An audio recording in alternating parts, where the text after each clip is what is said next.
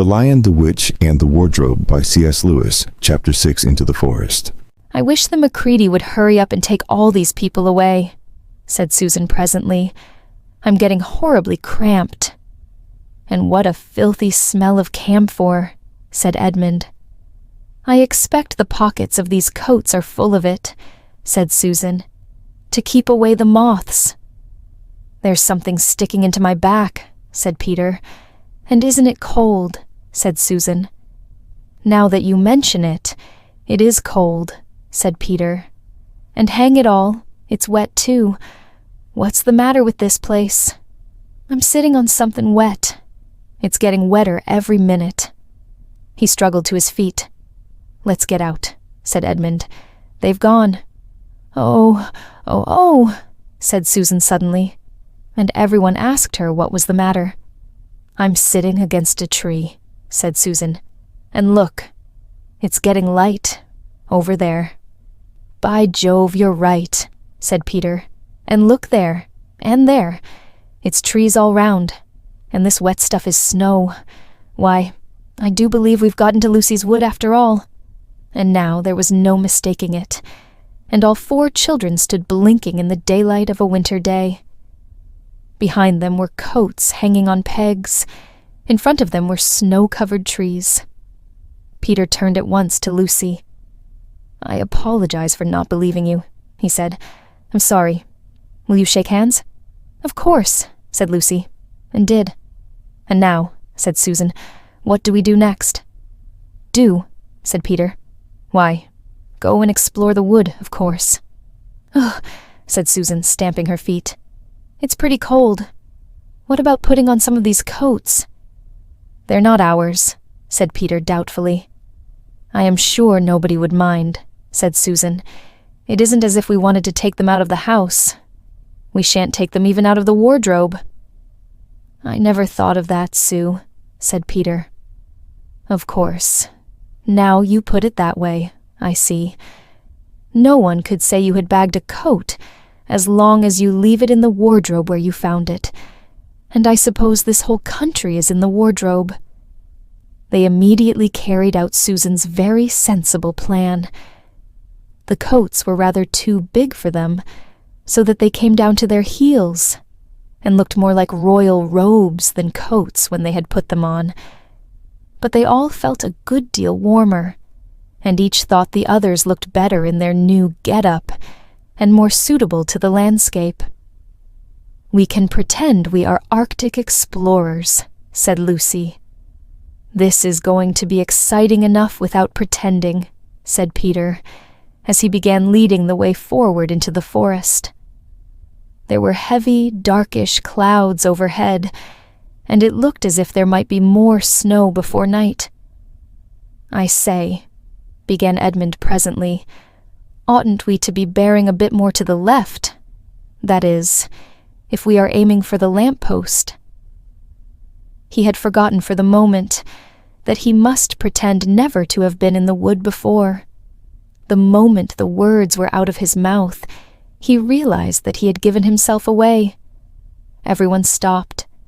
Everyone stared at him. Peter whistled. "So you really were here," he said.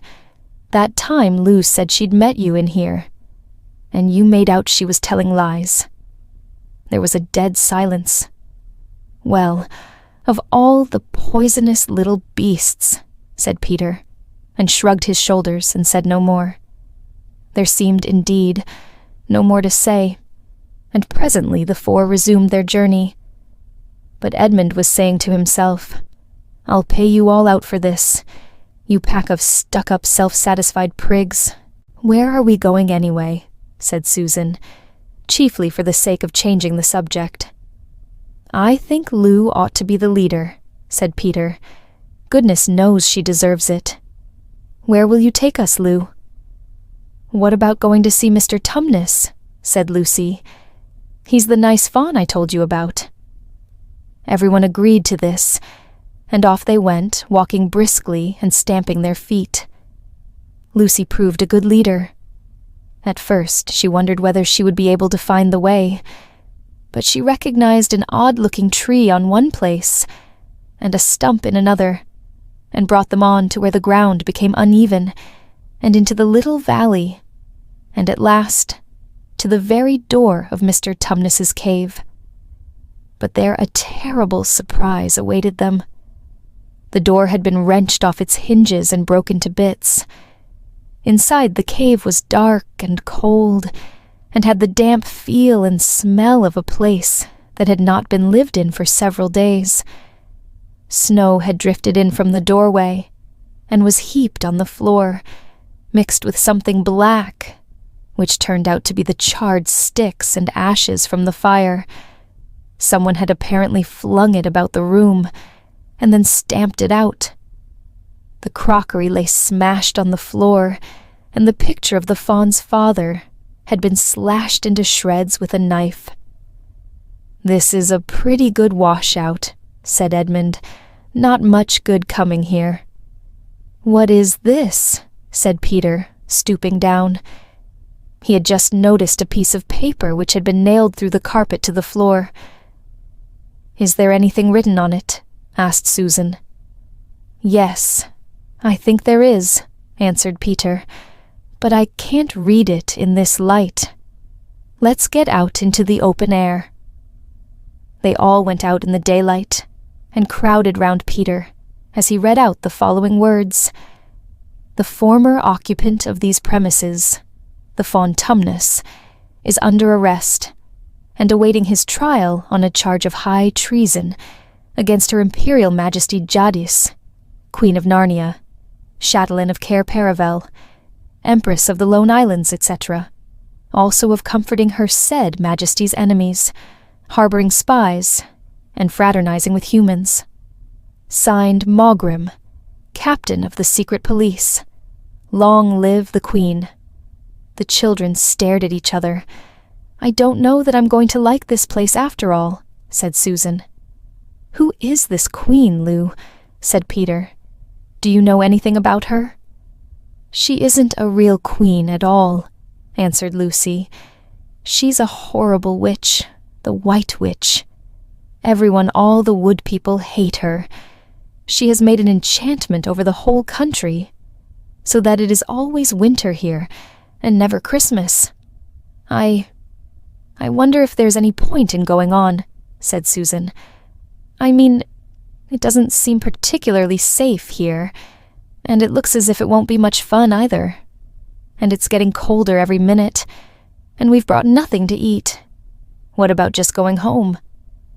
"Oh, but we can't. We can't," said Lucy suddenly. "Don't you see? We can't just go home, not after this. It is all on my account that the poor faun has got into this trouble. He hid me from the witch and showed me the way back. That's what it means by comforting the Queen's enemies and fraternizing with humans. We simply must try to rescue him." "A lot we could do," said Edmund, "when we haven't even got anything to eat." "Shut up, you," said Peter, who was still very angry with Edmund. "What do you think, Susan?" "I've a horrid feeling that Lou is right," said Susan. "I don't want to go a step further, and I wish we'd never come. But I think we must try to do something for Mr. Whatever his name is. I mean the faun.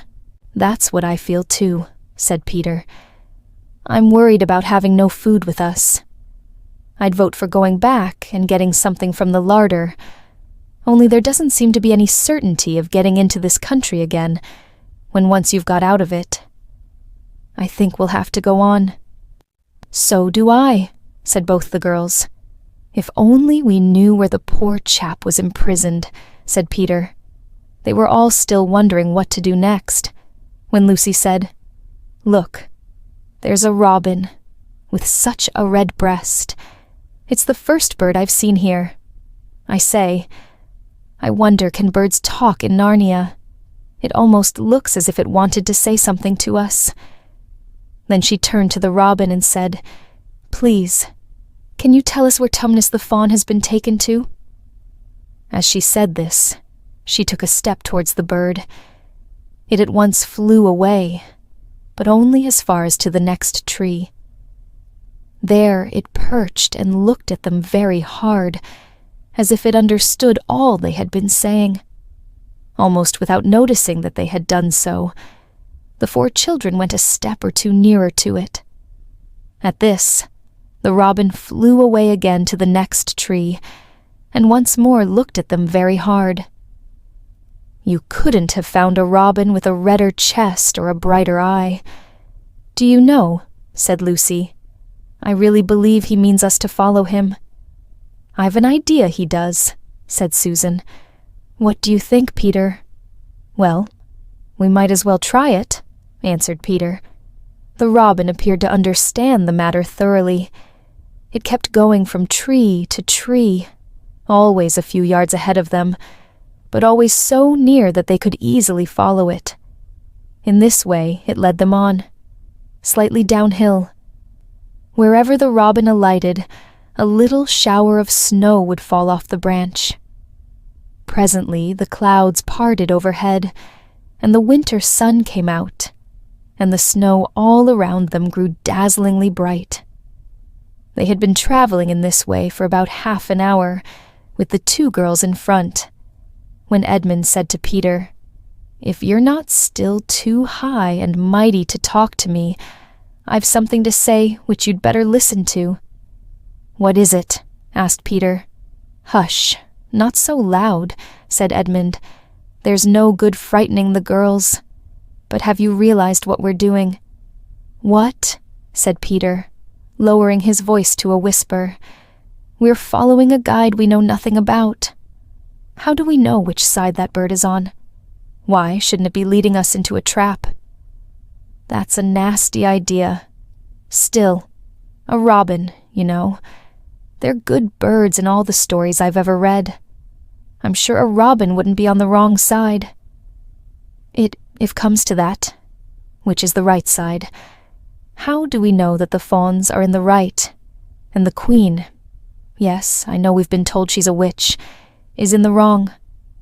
We don't really know anything about either. The faun saved Lucy. He said he did, but how do we know? And there's another thing, too. Has anyone the least idea of the way home from here? Great Scott, said Peter.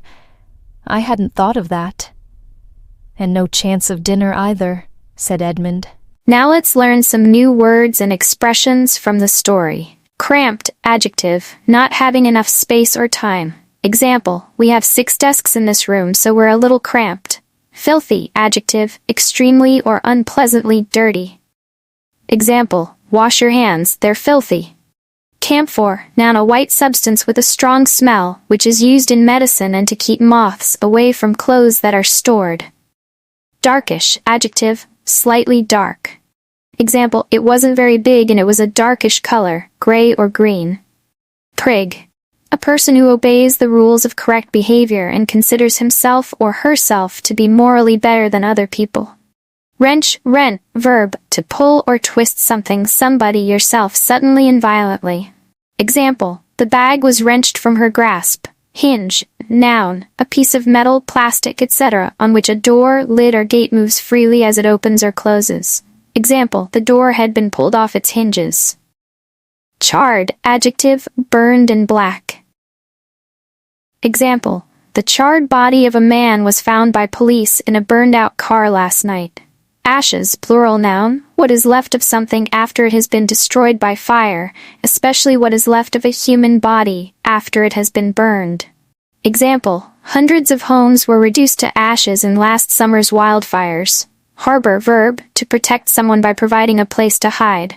Example, they were accused of harboring a fugitive. Fraternize, verb, fraternize with somebody.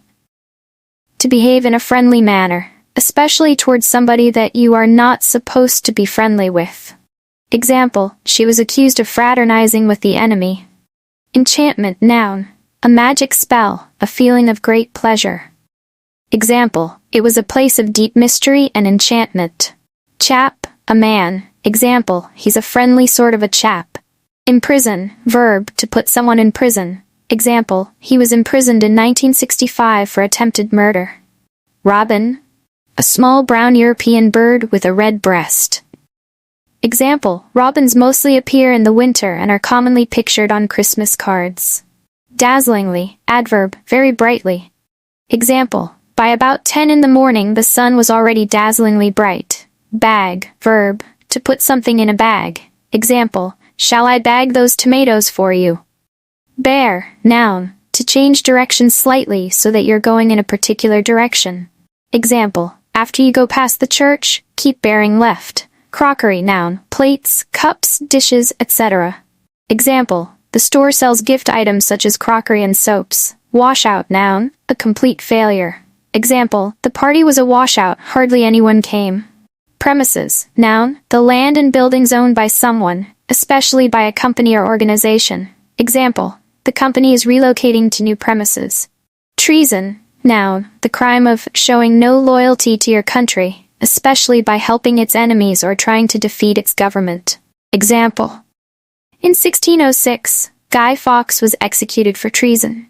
Chatelaine, noun, a woman who lives in and is in charge of a large house. Example, Lady Tavistock was the chatelaine of Woburn Abbey. Larder, noun, a cupboard or small room in a house used for storing food. There wasn't much food left in the larder. Hang it all, a phrase expressing dislike or frustration. Pay you out, get back at you. Former occupant, person who used to live here. On my account, because of me. Good job today, keep up the amazing effort. Every story takes you one step closer to mastering English. Don't forget to like, share, and subscribe for more fun and useful English lessons. See you in the next video.